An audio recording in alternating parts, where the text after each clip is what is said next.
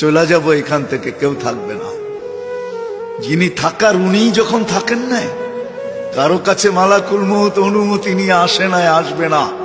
শুধু একজন মুহাম্মদুর রাসূলুল্লাহ সাল্লাল্লাহু আলাইহি ওয়াসাল্লামের কাছে মালাকুল মউত যখন আসছেন, তো আল্লাহ বলছে বন্ধুর কাছে অনুমতি নিয়ে ঢুকবে, অনুমতি দিলে ঢুকবে, নাইলে ফিরে আসবে। বন্ধু আমার, খবর তার অনুমতি ছাড়া যায় গর্জায় ঢুকা যাবে না। আমাদের কারো কাছে অনুমতি নিয়ে আসবে না, ওনার কাছে অনুমতি নিয়ে গেছেন। তারপরও বলছে শোনো, ঢুকার অনুমতি দিলেই কিন্তু হাত রাইখা দিবা না, আবার অনুমতি নিবা, রাখবা কি রাখবা না। বন্ধু যদি হ্যাঁ বলে তো রাইখো, যদি না বলে তো চলে আইসো।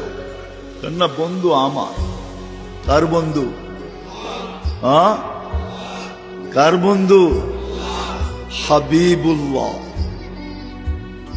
কার বন্ধু? যার কারণেই তো আমাদের সাথে বন্ধুত্ব। আমাদের সাথে দুই দিক দিয়ে আল্লাহর বন্ধুত্ব, এক দিক দিয়া না, দুই দিক দিয়া। হয় উম্মত তো আল্লাহও চিনে না, রসুলও চিনে না। আল্লাহ যদি চিনত, হুজুররা বলেন